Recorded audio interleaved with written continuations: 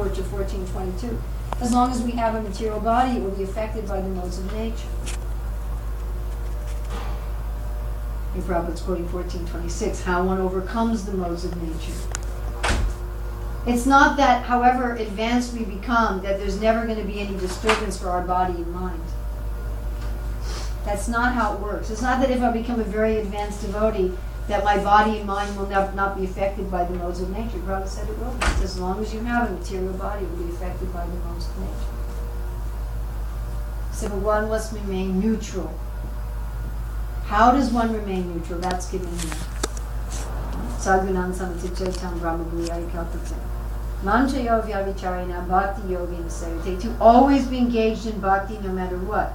The mode of ignorance may be around you, engage in bhakti. Mode of goodness may be around you, engage in bhakti. One who does not hate illumination, attachment, or delusion when they appear and will long for them when they disappear.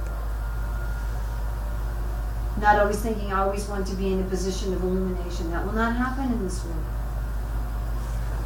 Sometimes all the gates of the body are illumined by knowledge. Sometimes the body is attacked by delusion.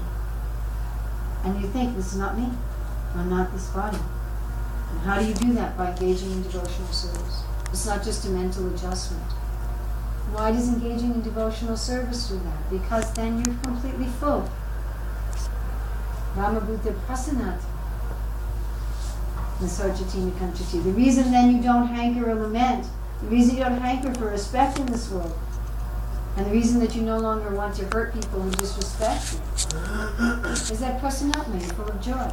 What is that joy? That joy is your relationship with Krishna. That's the joy. It's not just some impersonal, own joy. Oh, yes.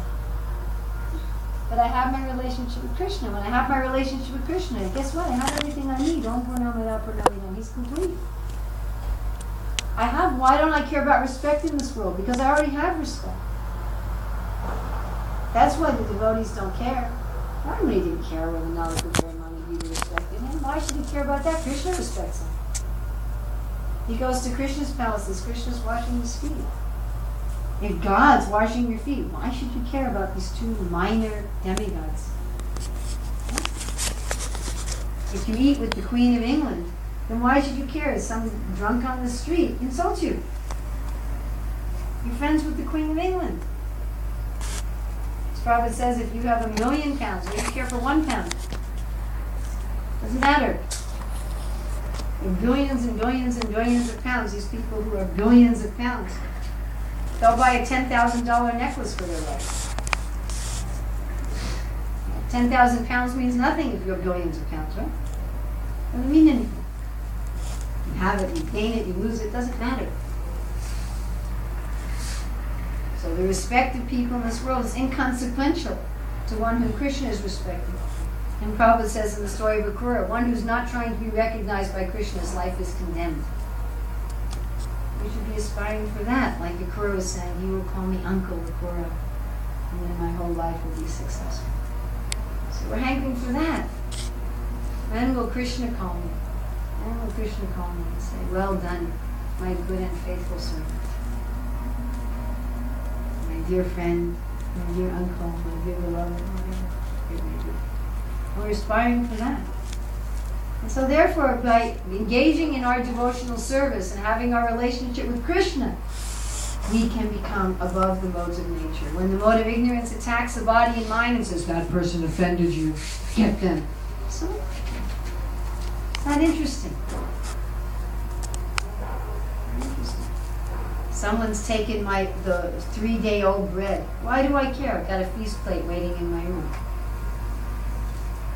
So one doesn't become detached by being hard-hearted, or by being cold, or by cutting off one's feelings, or even cutting off one's desires, but by reposing all of those desires in devotional service. That is the only way to become free from this tendency to want to hurt others who disrespect us.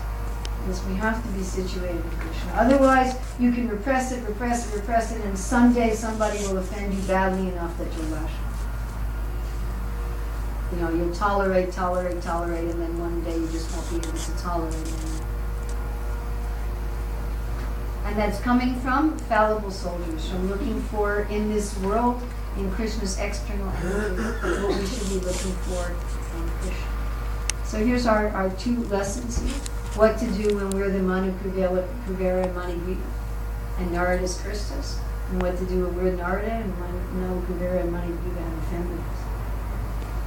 So we have a few minutes for questions. How to be good patients and how to be good doctors. Questions, comments, corrections, adjustments, additions, subtractions. Yes, ma'am. You mentioned towards the end about one should not always think one should be an illumination, which I know sometimes dealing with the way seem to be very stressful. They think should always be perfect, and that's something very interesting to say, difficult and striving to make it. Can you talk a little bit about that? Well, there's two things. There's the modes of nature and there's transcendence. So therefore Krishna says, one who does not hate illumination, attachment, or delusion when they appear, nor long for them when they disappear. One who does not hate illumination, attachment, or delusion when they appear, nor long for them when they disappear. Which verse is that? I'm sure 14 chapter. Because Arjuna is asking, what does it mean to be above the modes of material nature? The symptoms. Maybe 14, 20. You have a Bible with you?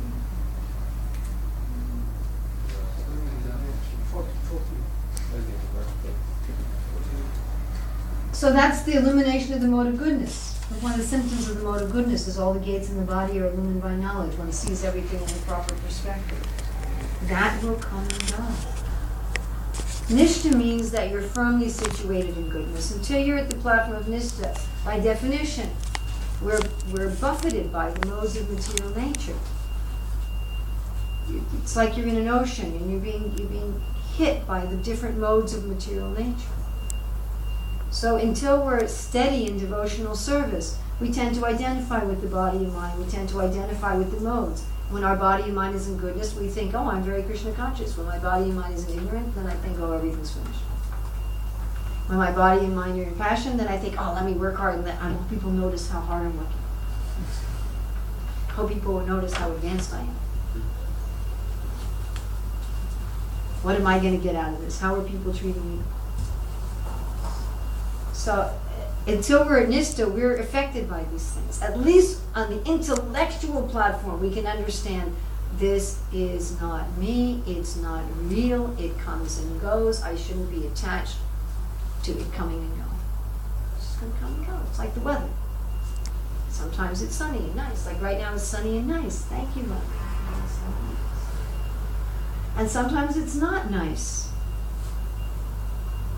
But it's not me. It's cloudy and rainy, or it's sunny and pleasant. There's certain services I can do when it's sunny and pleasant, certain services I can do when it's cloudy and rainy. Of course, Maharaj here, he doesn't care about the cloudy and rainy. I'll never forget our Harinyan out in the rain. He said, let's just go in the shops. So if it's pouring rain in the mode of ignorance, and you can't do your Harinam on the street, you go in the shops. I couldn't believe it. You go in the shops. So when there's delusion, okay, what service can I do in delusion? Mostly we try to sleep when we're affected by the mode of ignorance. Generally, Prabhupada says that. Person